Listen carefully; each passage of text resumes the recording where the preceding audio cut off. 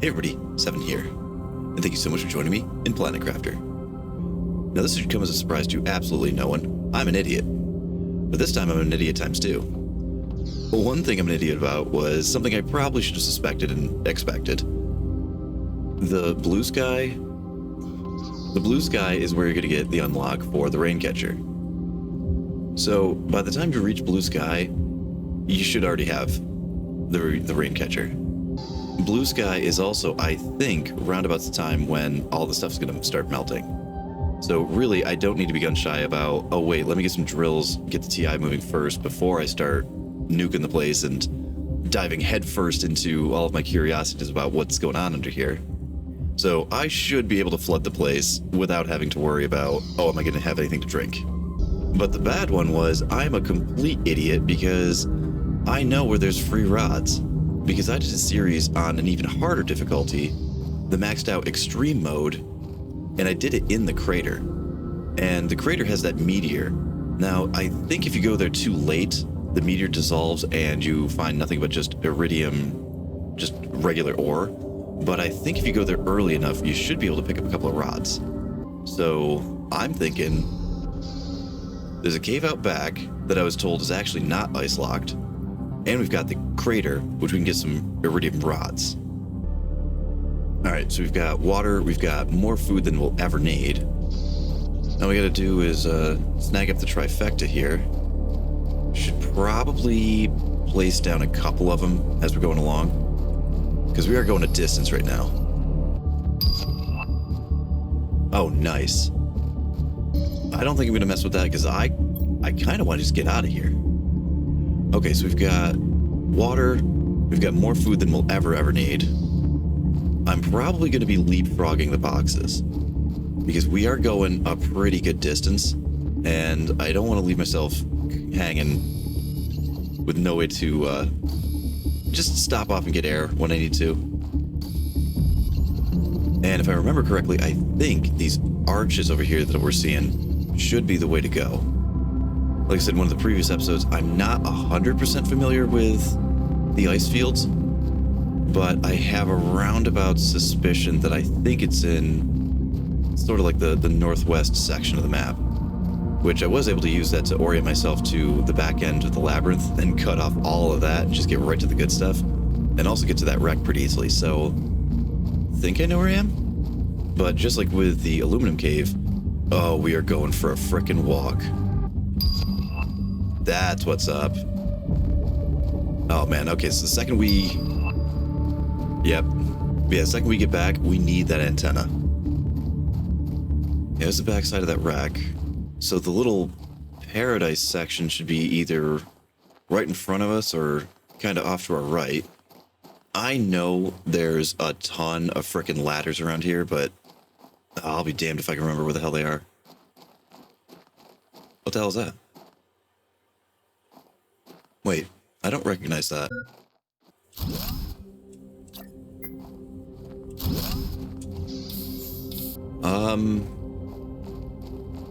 Change of plan. This should be the middle of the paradise section. Like this should be where all the water gets that really nice lagoon blue. Should be some, osmium in there, but that's a long ways away. We're not interested in that. Should also be some uranium around here somewhere, but again, way further away than what we care about. Man, I really hope that those are the arches that I think they are. Well, even if they aren't, this is the paradise section, so I do sort of mentally know where I am, even though I have no compass and no map. What the hell are you? You're new. Oh. Right, the explosive update. Oh, we're gonna have to come back here. All right, let's get back to our little box over here. We're gonna need probably several. Oh, wait a minute. Oh, crap, am I even gonna be able to get to the crater? I know there's certain avenues that are walkable, but some of them aren't. Some of them are blocked off by ice. And I'm honestly not 100% sure if I can get through that zeolite cave just yet.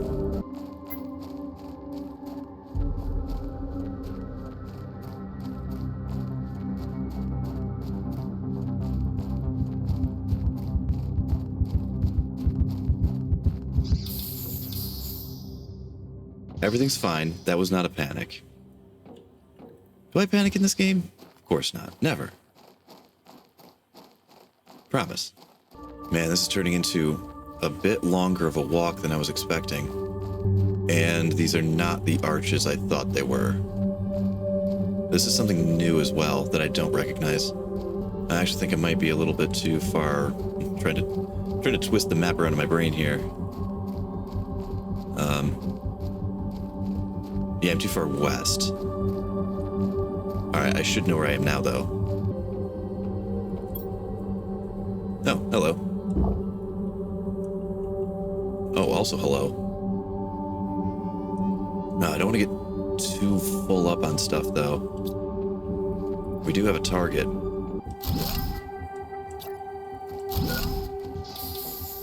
Man, what I wouldn't give for a bigger backpack right now. I know there's at least one, I think 2 bigger backpacks than what we've got. Man, trying to navigate this map from memory is hard enough. Trying to do it from memory when a third of it is brand new and I haven't even seen it, probably not my smartest move. Those are the arches. Yeah, no, there's at least 1 blue chest up here. 2 blue chests, actually. There's 2 blue chests up here, and there's that cargo container. There's a lot of iridium to be had in there, but I can't remember if it's just ore or if it's rods. Because there's a couple of good heaters in there that you can take apart, but I'm trying to remember if they're 2s or 3s. Drifting. It's got to be over this way, actually, more. Alright, now for once in my life, maybe we play something safely. Not just throw complete abandon. I mean, especially since the whole premise of this series was to show that, oh yeah, the higher level difficulties, they aren't that bad. You can totally get through it. So I should probably be showing off some safer, more sustainable plays. Not the high risk maneuvers. Oh, that's perfect. For now, we'll take that. Oh, you know what? Grab a couple extra irons. Oh, I forgot aluminum just grew on the ground here. Now, obviously the hardcore mode where it deletes your save is the hardest that this game can possibly get, but doing hardcore with a crater start is the absolute maximum hard that this game can get. Starting here is just as challenging as you can possibly be. There is almost no iron that spawns just on the ground. And there's very, very little in the ways of lootable areas. Also, I'm getting incredible frame drops. So there's 2 ladders, but they're not even wrecks. They are failed terraformers or crashed passengers and that sort of stuff. You know, as you've gone through... Oh. We got it. What's happening? Okay.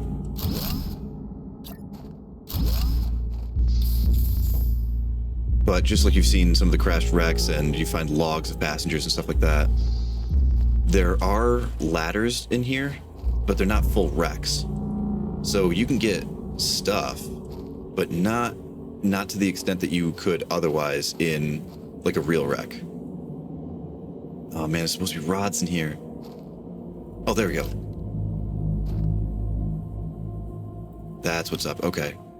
I don't want to touch this. I know that you can take some pretty serious damage in the volcano area. This one, I'm not sure if they incorporated that or not. Oh, there we go. Nice, nice, nice. I mean, part of me wants to try to... Oh, there we go. Okay, they're in it. Oh, that's why they disappear. Can I jump on you? Okay, we're safe. Okay, because I always knew that the iridium rods weren't permanent.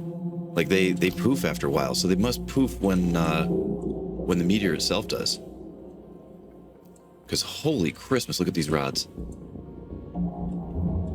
There we go, thank you. Anybody see any more? Oh, this one. Alright, so they're just not hanging out loose. They're going to be actually in the rock formation itself. So, yeah, the reason that this is the hardest of all starting locations... Whoops. slight clippage. This is the hardest starting location of all of them. Is not only do you have negligible resources, because like I said, there's no iron here. The amount of iron that's on the ground is almost zero. There is some, but oh my god, it is so rare. But on top of that, you have nothing to rob, nothing to raid. So being able to get food to start you off with, water to start you off with, all that kind of stuff, very, very difficult. And lastly, and this is probably the biggest thing for me, visibility is zero. So I'm constantly in this game talking about how easily I got spun around in this zone or that zone. You know, the aluminum field throws me off pretty easily. This place is downright lethal. It is so hard to completely lose your bearings and have no idea which way is up. And the problem is, technically every direction is up, because you're at the bottom of this crater. So you could be going off in a direction, thinking you're climbing, and all of a sudden find that you're on the complete opposite end of the caldera, and your box is now a million miles away. I'll tell you one thing though, the place looks damn beautiful if you stick it out. Alright. I'm very happy with those numbers. I'm willing to call that mission complete. And then I'm just gonna pick a random direction, hold my breath, literally, and pray that I was right. Because you won't know if you've got the right side until you're above the fog line. Well, dust line. Nope, we screwed up. Okay, that was the Pulsar Cave. Come on, give me my windows. Where's my windows? There we go. Okay, so here we're going to walk you through how to not panic. So, you're completely way too far away from home. You're effed. You have no way of discerning your bearings. Let's say, like that, hydration level low. Now, granted, I do have water on me. We can just go ahead and drink that. But let's say we didn't. Ice is everywhere. And your water does go down faster than your food does. So you might have thought you brought enough stuff. Well, it turns out you brought enough food, you didn't bring enough water. 1 iron, 1 silicon, and it's not even a single kilowatt. Slap down one of those, you can make all the ice you need. What we're going to need, though, is some cobalt, because I have a feeling I'm going to get lost, and I'm going to need a couple of oxygen tanks. Because the Pulsar Quartz cave is fairly near the osmium cave. Not osmium, zeolite. It's fairly near the zeolite cave, but not on a single breath worth, so one's probably going to do it. I'm going to take 2. So really, I guess that's what the main thing is. Playing on the harder difficulties is more memorization than anything. Learn your map, learn your tech tree, learn what you can make, how much power it's going to take, that kind of stuff. Now, granted, the higher up you crank a difficulty, the less power each generator makes. Wait, that might be backwards. It's one or the other. It's either the more power a machine takes or the less power a generator makes. I think it's the second.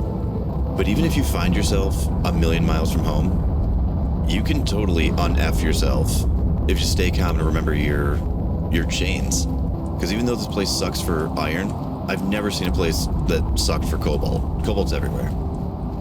And I've also never seen a place that sucked for ice. I mean, up until you melt it all. So if you can find even just 1 single iron, 1 silicon, then just go track yourself down some... Beautiful. But then just track yourself down some cobalt and some ice. Good. You can drink and you can breathe. So that way, even when you're hopelessly lost, you're still not dead. Okay. We picked the wrong direction again. But that's okay, because we made a number of tanks. This should be the Pulsar, right? Yeah, this is Pulsar. Okay. But you can see why this crater is so incredibly deadly. Late game, this place is beautiful. It might be one of the prettiest locations in the entire game. But early game, it's just a life taker. There you go.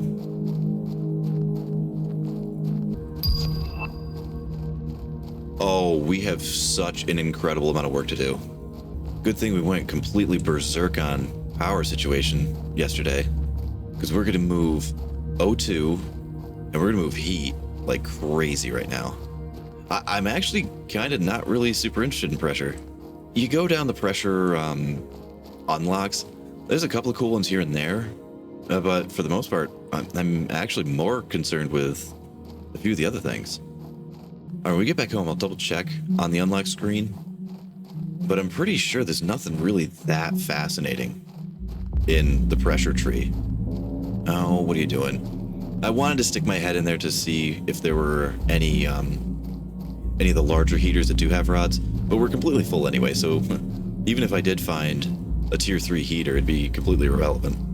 Let's get home, we'll snag up the resources to make a couple extra boxes, and we'll just go berserk on heat and oxygen. I'm gonna put down grass spreaders in a frozen tundra. Now, that looks just genuinely snowy. I wonder how much of that is going to be permanent, like even after you start crossing temperature thresholds. I'm curious as to what the lay of the land is going to be. Because like I said, this whole ice field thing and the mountains, it's the one starting location that I'm actually just completely unfamiliar with. Also, I have seen comments about, where do you, usually set up your main base, or where do you, put up a final base or whatever. Honestly, I like to just live wherever I land. You land somewhere, you put down a box, you put down a drill, a heater, windmills, you're putting down a couple extra things. You got to get another box or two. So by the end of it, it's like, I'm fairly well established in this one location. Yeah, I might as well just stay. Crap, I have a feeling I might want this one last breath over here. Yeah. Man, when do you get the filter? There's this like helmet filter thing that you get where it halves your oxygen depletion, I think. Now, granted, we are trying to rush to breathable atmosphere, as fast as we can anyway. But, spoiler alert, there's a lot of underwater section. And I have lulled myself into a false sense of security so many times with that, where I'm like, I'm at breathable atmosphere, I don't need to carry oxygen tanks with me anymore. And then I went underwater for a long trip, and then, oh god. So that half oxygen speed thing, it still comes in handy even in endgame. Okay, there's my house. There's my house with the entire Grand Canyon between me and it. Man, your depth perception gets so messed up in this one because you don't think you're as elevated as you are. Or you think, there might be a slight chasm between there, but maybe it's jumpable, or maybe it's not as far as it looks. It's far. Yeah, we're not gonna make that. I always hate burning them when I can see my house, but if you've got enough oxygen for 10 steps and your house is 15 steps away, just burn it. You can always get more. It's cobalt. I mean, cobalt's freaking everywhere. Just burn it. Okay, we're gonna need somewhere to put... Don't we have lockers? Like actual lockers? I'm pretty sure we've uncovered that technology. We need so much more room. Alright.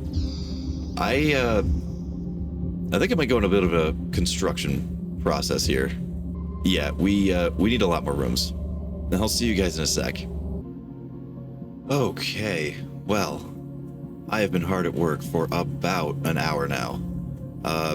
I envisioned that being a much slicker transition because I was envisioning all of these machines being torn down, moved around, and put into the expansion that I just made.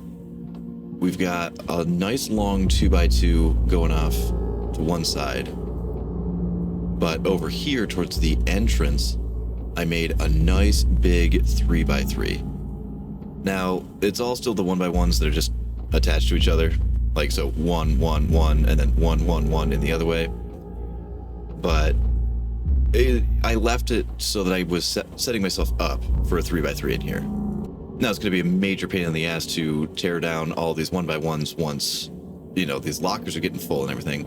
But by the time we actually access the 3x3 building, transferring a lot of this should be a lot easier. I still don't have all the lockers that I want, but I completely ran myself out of iron. So I've got storage for just about everything at this point. Well, everything that I'm going to need access to right this second.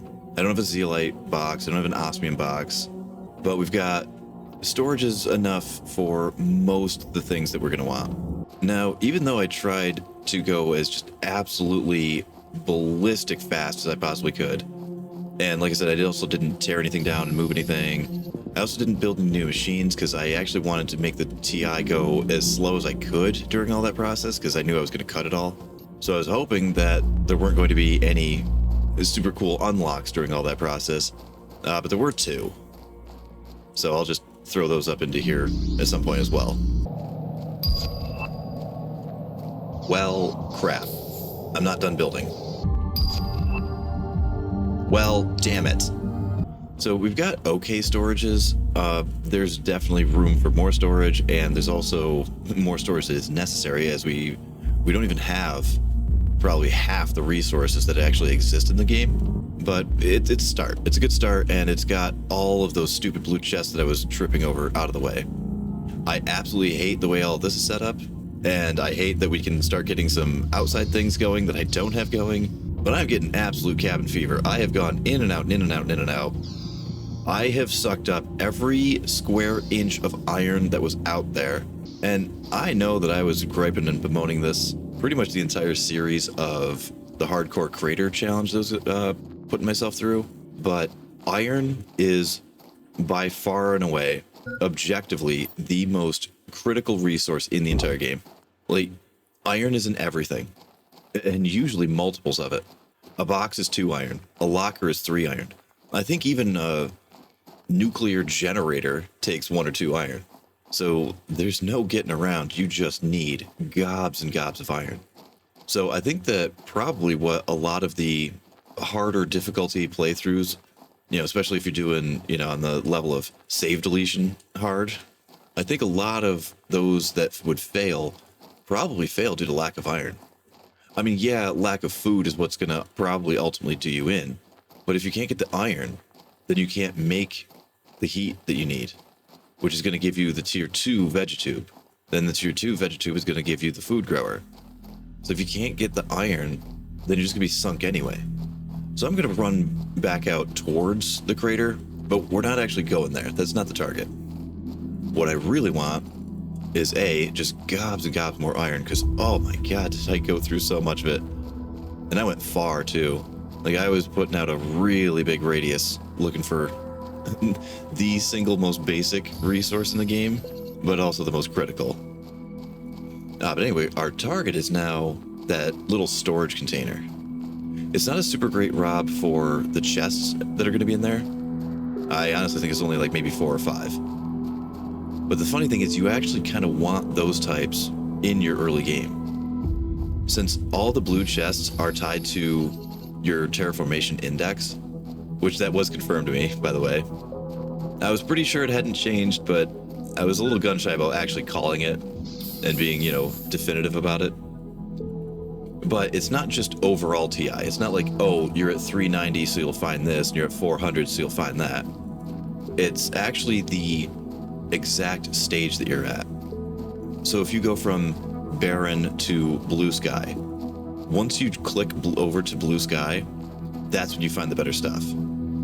And when you go from blue sky to what's next? Clouds? That's when you'll find better stuff again. And then when you go from clouds to, I think should be breathable atmosphere, right? Is the next actual definitive stage. So every time you cross a stage that the screen, the actual terraformation index screen shows, the big one, like the big wall mount TV there, every time that gets to the next stage, that's when all of your blue chests are going to be better. So when you're starting out with one of these, that kind of becomes a balancing act of, when do I want to go on a raid because I'm dying and I need space, food, and water? And when do I want to hold off because I want to hope that those are going to have osmium rods and iridium rods and etc. So when to raid and what to raid at that early stage, that's probably one of the trickiest balancing acts when you're playing on the really hard difficulties. Alright, so there's at least 2 chests up here. I walked right by one of them. We should definitely have the resources enough to put together a box. Oh shit, yeah, there's a second chest. Where'd the first one go? Should be like right here. There it is. We're probably nearing full already though. Yeah, we want iridium more than anything, I think. My inventory is completely full and I haven't even set foot inside the actual storage. See, this one's not really like a full wreck. It's almost more like a cargo container. It's like a cargo container fell off of a ship somewhere. Because it doesn't have any bridge, it doesn't have any crew quarters or anything like that. It's literally just cargo. So I want to rob this place just because I am curious to see if there is actually the iridium rods in here. Because by the end of this, I would like to just belligerent amounts of heat moving. Wow, nice. All right. Oh, hey, take that too.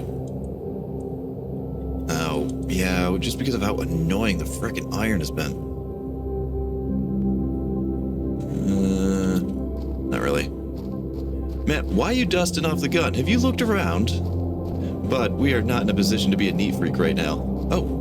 Oh yeah, there's like 3 of them out here. I forgot about that.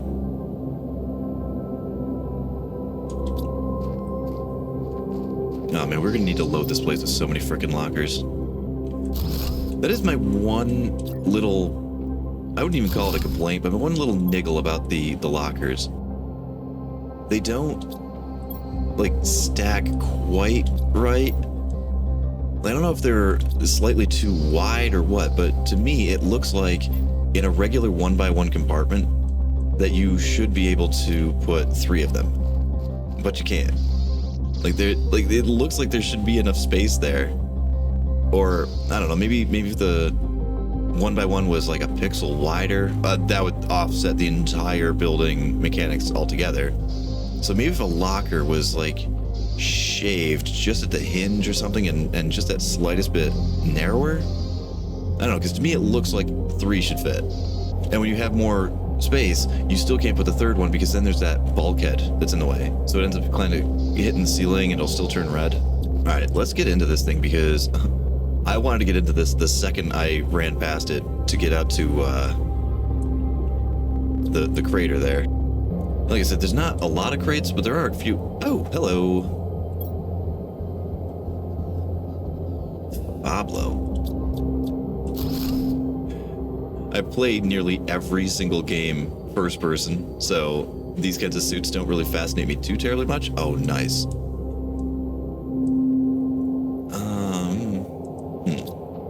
I also thought that was a searchable satellite, but apparently not. Alright, now here's another one that can really help, and I completely biffed it when people were mentioning it in the comments. Even though when I play in the harder difficulties, I'm always just psychotic about the power concerns, you can easily free up inventory space, especially on the much larger wrecks where you're going to find a whole ton of not just regular chests, but also the little tiny single slot chests. Those single slot chests are almost exclusively blueprints. You'll find a couple that have like maybe a singular rod or, you know, maybe 1 spacesuit or something like that.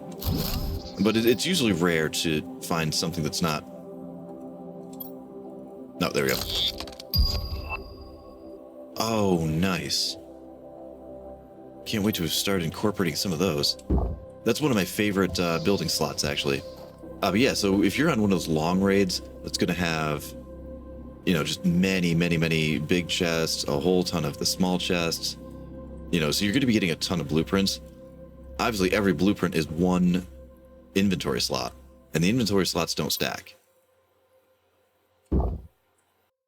So you can throw down one of those blueprint stations there and just easily get yourself more inventory. Because if you unlock it on the fly out in the field, then it stays unlocked. And then all you have to do is tear down the screen when you leave. So really good inventory control management in a game that really emphasizes being able to control your inventory.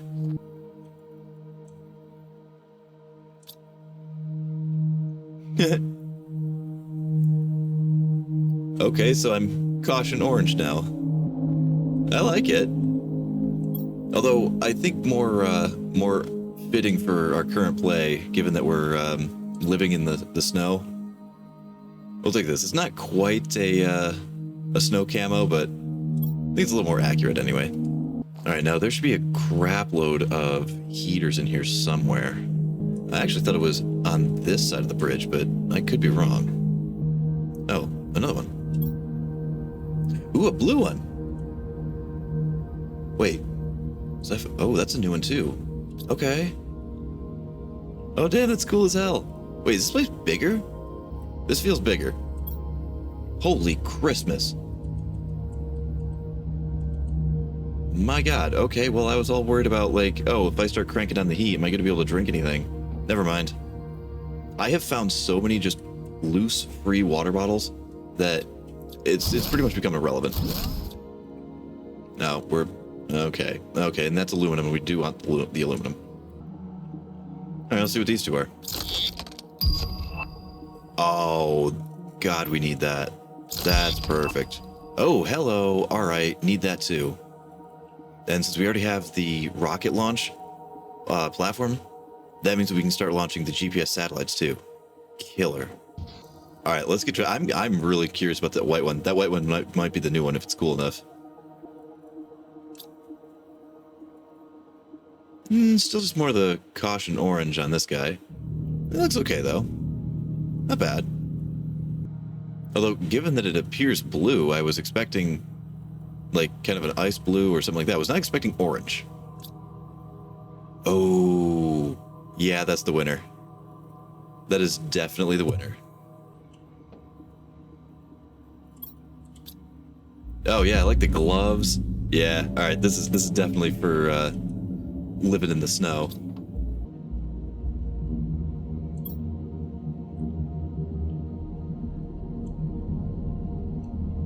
Jeez, even more water. Like, the water here is ridiculous. Not really fixing for a lot of the basics. Because like I said, pretty much everything except iron is just in massive supply back at our house. Geez, titanium is coming out of our freaking eyeballs. But there we go. Oh, that's the stuff. That was exactly what I was hoping for. Racking my brain trying to remember what exactly the heaters were in here, because I know that there's several heaters. But what tier and classification they were, I was kind of slipping on that one. Yeah, we've already hit that. But that shouldn't be the only one. If I remember correctly, there's only one? There used to be a ton of them. I'll take the uranium too. I got one more spot. One more spot. Man, I swear there used to be like a pile of them. Well, that's fine. Between all the rods that we got from the meteor, like we were not exactly hurting for the rods, even though we can't actually make them yet. Actually, you're handy and convenient. So where is... Oh, wait, no, we have the advanced crafting station. Never mind. We can make whatever the hell we want. All right, now we gotta play the priority game. Yeah. You know, I thought when I was not picking a crater start that, oh yeah, iron's gonna be fine. We're gonna have no sweat for iron. I haven't sweated iron even in this playthrough. Nice, we're 1,000% gonna need multiple trips, because not only do I try to separate, you know, high priority, mid priority, low priority, but I usually just like emptying the thing anyway. So even like the lower priority stuff, like, you know, cobalt that I can get anywhere, you know, it's still taking up a locker space, and it's still 3 iron that I'd like to have back.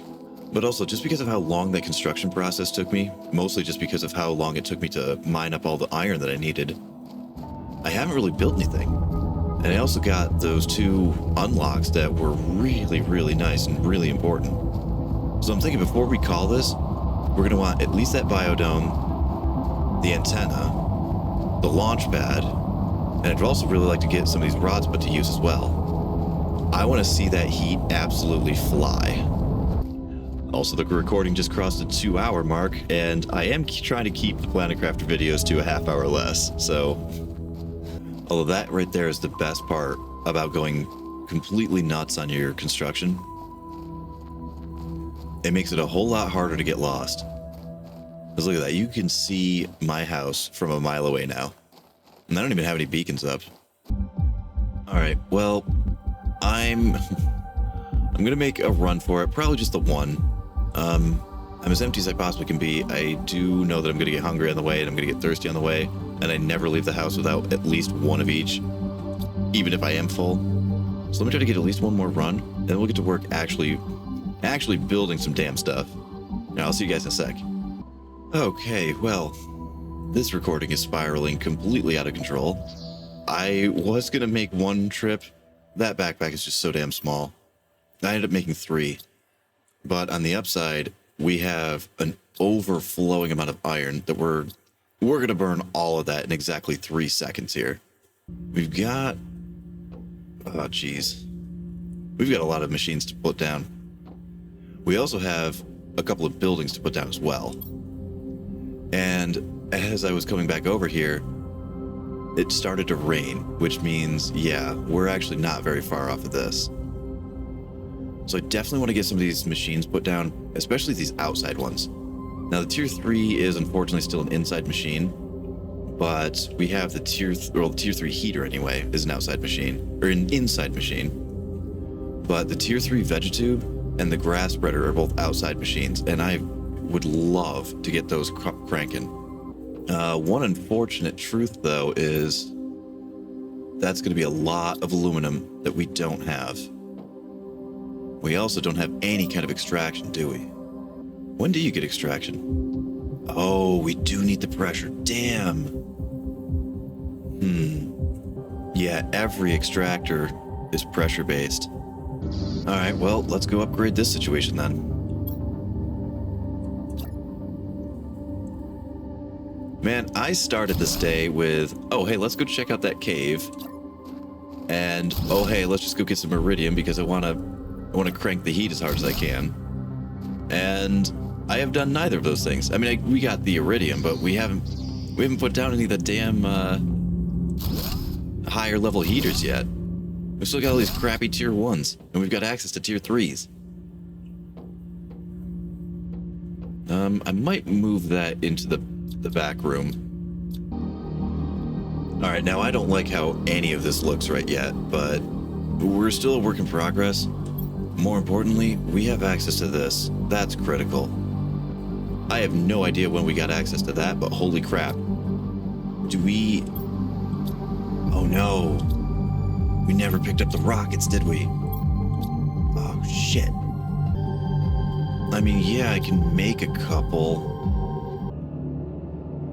Alright, now that is going to be absolutely game-changing. Oh, geez, just the speed. Like, we're going to be able to float over large quantities of terrain. But more importantly, we're just going to move. Like, just so much faster now. Actually, I keep thinking, like, okay, we got to end it, we got to end it, we got to end it. But where? Now that we've got this? Oh... well, there's a couple. All right, there's that one. There's one. There we go. Now, can I, with jump and jetpack combo, Skyrim, there we go.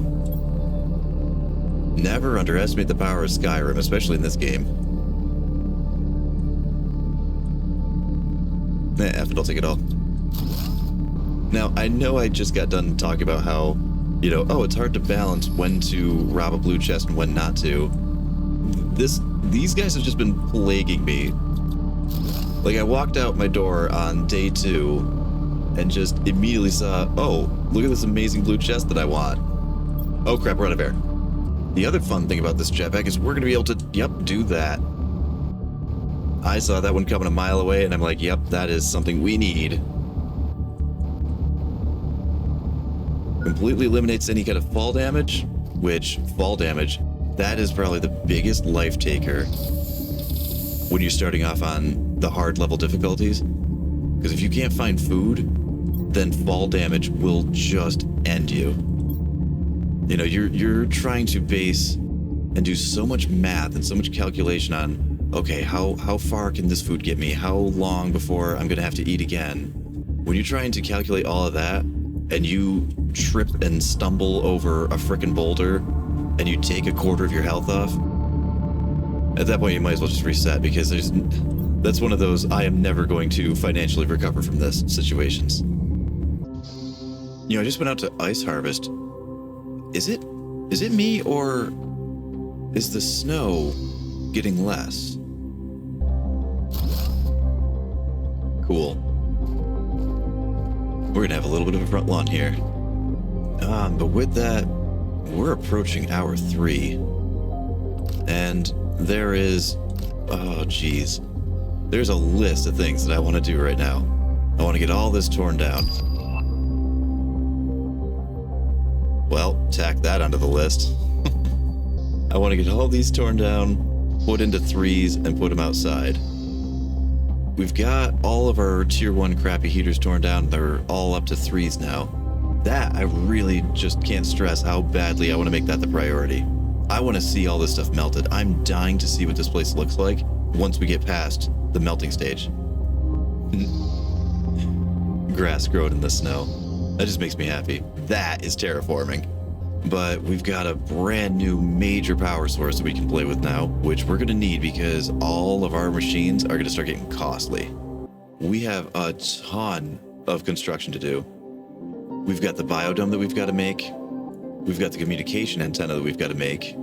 We need a ton more tier 3 drills moving because the pressure unlocks are going to give us the extractors. And we've got to get those extractors moving because everything that I want is really, really far.